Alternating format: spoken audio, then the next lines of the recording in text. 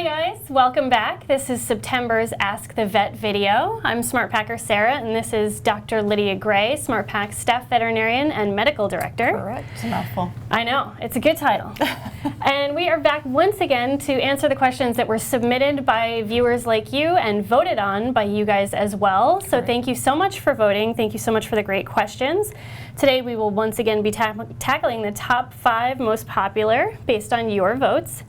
And we actually have a secret question to start things off. You know I love those. I know you love surprises. This one, unfortunately, is not for you. I will be tackling the answer to this one.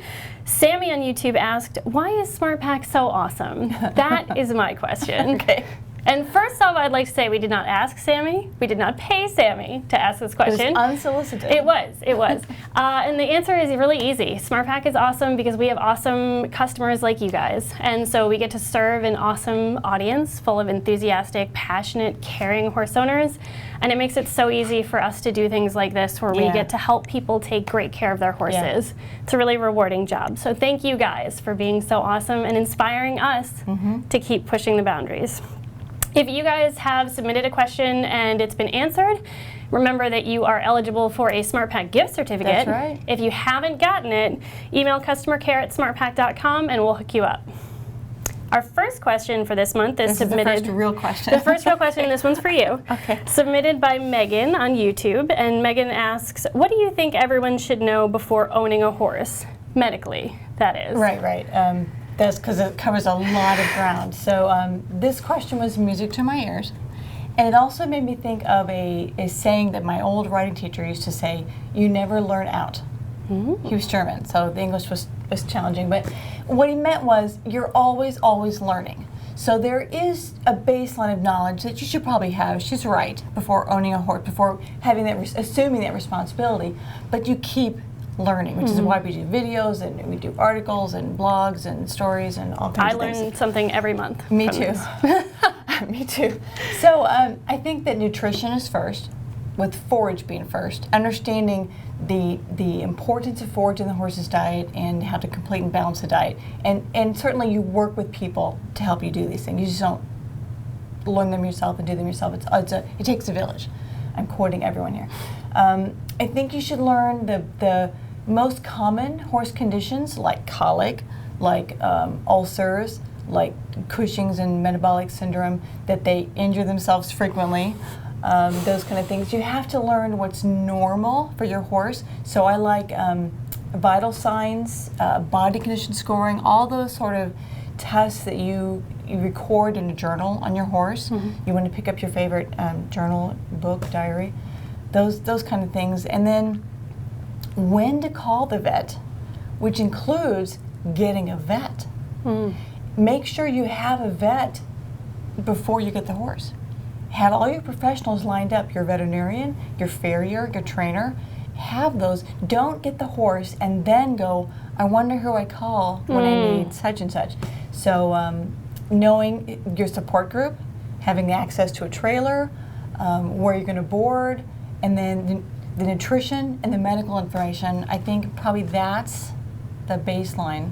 But that was a really good question. I think it's a good place to start. I think it illustrates how much there is to know. There's a lot to it's know. Not something to take lightly. But it's good. It's fun learning. Yeah. All right, second question submitted by Faith, also on YouTube. Faith is asking, when does supplementing become too much? I've talked to vets and they've said different things. What's your opinion, and when does it become too much? Granted, I'm going to have a little bit of bias because I work for SmartPak, but the confusion that I see with this kind of question and thinking is that certainly if you're giving 3 joint supplements, we would all consider that to be over-supplementing. But then if I see a person whose SmartPak strip has a joint supplement, a stomach support supplement, a product for hindgut health, maybe an electrolyte, something for skin and coat and hooves, to me that's not over-supplementing because each product is supporting a different area of the body. It's when you double up or triple up on a product for each specific category that you're overdoing, and many times not even adding too much of something, you're just not getting additional benefit. That's the issue. So if I'm giving 3 times as much glucosamine or chondroitin sulfate, I might not be adding any more benefit than if I'm just giving the usual maintenance serving. So that's what you want to be careful of, that your diet is complete and balanced, and that your supplement program is well thought out, and you're providing solutions for the different areas that your horse needs. Like, I don't give my horse a hoof supplement because he has great feet. That's one thing he has, is great feet. Newman. But he has a large strip because he has a lot of other things, because I've figured out that he needs support in many different areas, just not feet.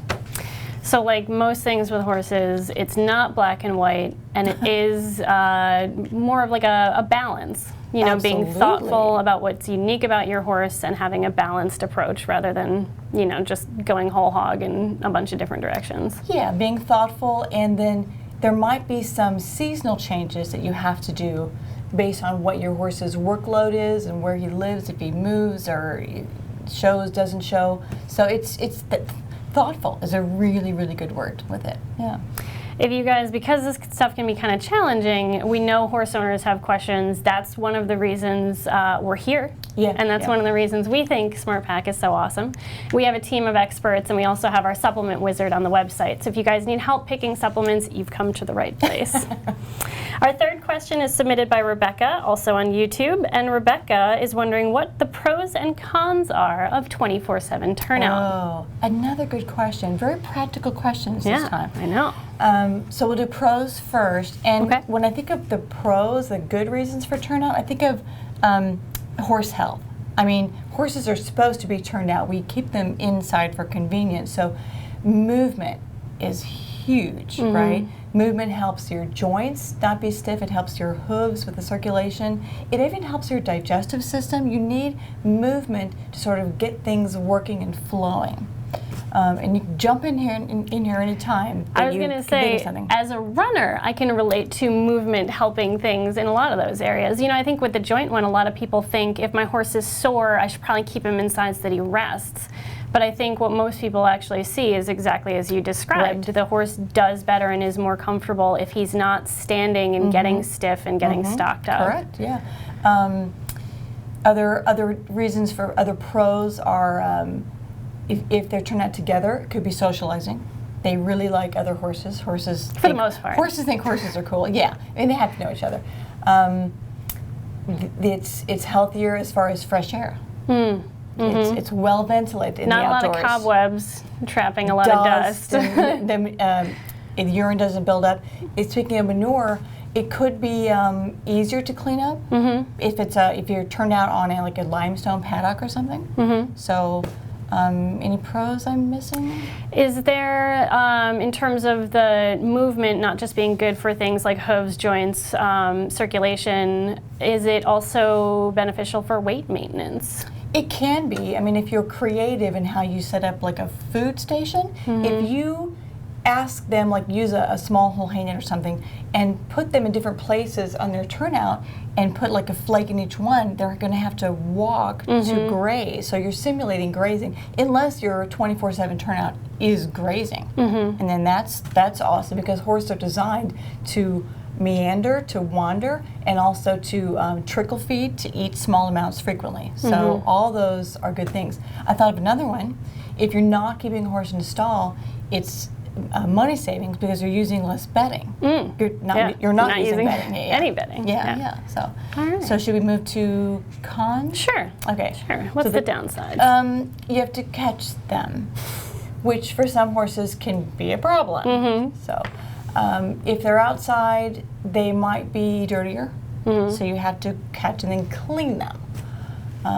If they're outside, they're probably not going to be supervised 24/7. So depending on where you live, there could be predator type dangers, or there just could be horses, like we talked with the first question, they're accident prone. They see a fence and they feel compelled to run into it. So I think on the flip side of horses being social animals too, sometimes they choose who they like and don't like, and so managing a herd and introducing a new horse is more challenging than just throwing a horse in a stall. Sure, yeah, and that liking and not liking does change from day to day sometimes, it seems like.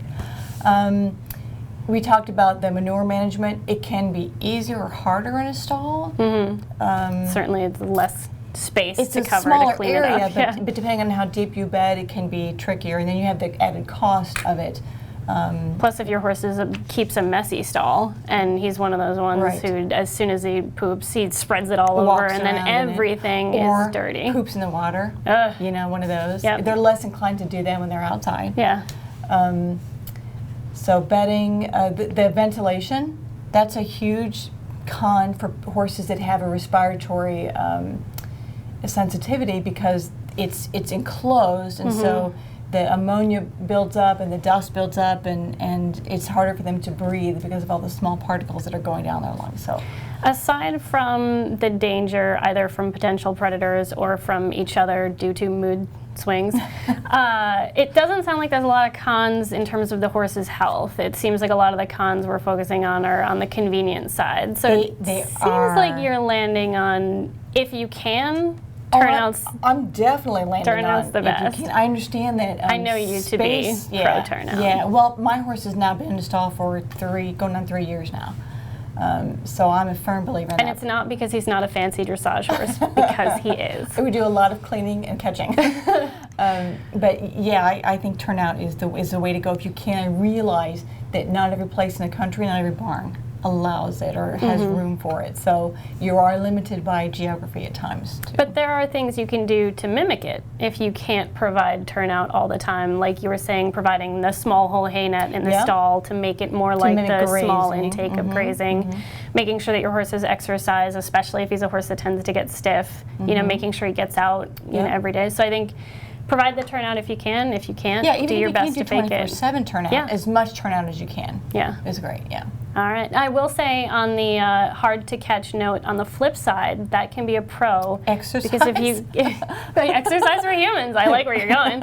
But if you go out to the field and your horse comes up to you, what a feeling. Yeah. That's love. Yeah. All right, question 4. This is submitted by Jessie Ann. And Jessie Ann on YouTube is wondering, my horse has developed gigantic wind puffs in both legs. First of all, I just want to picture how gigantic these must be. My vet assures me they are only cosmetic, but I'm concerned this may indicate joint discomfort and or weakness, and want to know if there's anything I should be doing to help combat it. So I think we should probably start with, what are wind puffs? Yeah, because they sound exciting, right? Wind puffs. Wind puffs sounds like a Pokemon. Oh no, don't go there. They're just swellings, and your vet's right. Usually cosmetic and harmless swellings in the lower legs, behind the cannon bone, behind the suspensory ligament and the digital flexor tendons also. And they're just a stretching of the tendon sheath, the lining of the tendons. Sometimes it's a stretching of the fet-like joint capsule itself, but just see them as sort of out pockets. Is that a word? Out? It's sure. Swellings? Yeah. Of puffs. Puffs, wind puffs. I don't know why they're called wind puffs, but of the lower leg. They're usually not hot. They're not painful. They're not active. They're just a result of a lifetime of use, and not even really hard use. It kind of has to do with conformation, the size of the horse and the way it's built, and the footing and the shoeing, and a whole range of components. You could say no. Is it like when the tops of your socks lose their elasticity? Because it sounds like you're talking about, like, over time they become less likely to snap back into... Can I say I don't know, but I think so. I think that works. I'm always looking for good analogies. I have to think about that one for a day or so. But that might, it's just a stretching, and then once they're stretched, they don't go back. Yeah. Okay. And it's cosmetically unappealing. It's not a good look. Yeah. So you can ice, you can poultice, you can wrap, you can cold hose, that kind of things. Turnout is very good for wind puffs. Okay, back to the last question. If there's a lameness associated or a heat or whatever, then you have your veterinarian out to look at them, because maybe there is something going on. But on the whole, they're not a problem. However, she was very insightful. It makes you think, is there something not quite right with the footing or the shoeing, or is there a lameness trying to rear its ugly head? Another reason to have the veterinarian out. I don't get terribly excited about them, especially if they are I'm trying to think of a word to use today that's scientific that we can spell on the screen. Bilateral, Okay. bilaterally symmetrical, meaning that the left and right legs both have them. If only one leg has it, then that's probably something More concerning. Yeah, but if both legs have them, and they are mostly in the hind legs, but sometimes horses have all four legs. So you're not going to like this advice, but sometimes if you've decided and your vet looked at them and they're just windpuffs and they're not indicating something more serious, the best advice is don't look. I like it. Last but not least, Equestrian Joy on Instagram is wondering, what vaccines should I be giving my horse? This is a good one. Yeah, where's my 10-foot pole? No, this is kind of straightforward because the AAEP, which we talk about almost every time, the American Association of Equine Practitioners, has released a white paper or a guideline, something about vaccines, and they separate them into two categories. One they call core vaccines that every horse should have, no matter where you live or if you're the only horse in the property and you don't need to go anywhere. And then risk-based vaccines, and those depend on where you live in the country and if you do go somewhere and exposed to other horses. So in that group, you think of things like influenza and rhino or herpes virus because you're being exposed to contagious diseases. Yeah. And the core vaccines would be things like tetanus, which you get from the soil, rabies, which you get from skunks and bats, and like Eastern and Western sleeping sickness and West Nile virus, which are from mosquitoes, so kind of ubiquitous things. But the vaccine choice is something that your veterinarian helps you with. That's why you have these really good conversations with your vet, because he or she will tell you in your area and what you do with your horse, which vaccines are appropriate and when and how often and all that. So it's really a conversation you have with your vet, but you can get a head start by going to the AAP and reading that white paper about what they think about vaccines, because it was put together by a committee of experts in that field, and so it's really good information there. It talks about young horses and adults and older horses and pregnant mares and just everybody. All right. It's always good when you get a lot of really smart people thinking about the In a same room, thing. yeah. And especially if you can get them all to agree. That's pretty impressive. Yeah, so vaccines are pretty straightforward. All right. Well, that's all we have for this month. Thank you guys so much for submitting your questions. We will start accepting questions for next month's video right now, so you can submit those on our blog, on Twitter, Instagram, Facebook, using hashtag askthevetvideo, so we make sure we don't miss your question. You can also ask in the comments right here on YouTube, or you can email customercare@smartpak.com, and we will be sure to pass your questions along to the right group. We'll put them up on the blog. They'll be open for voting just like they are every other month, and the top 5 will be answered on air by Dr. Gray. Plus maybe a secret question by you. Maybe. Keep those secret questions coming. And we'll look forward to answering those questions, and you will be rewarded for asking your very brilliant questions that get Dr. Gray and I thinking and learning every month with a SmartPak Gift Card. So what could be better than that? You get to learn and you get to shop, which is what SmartPak is all about. All right, so that's all we have right now for this month. Thank you guys so much for watching, and have a great ride.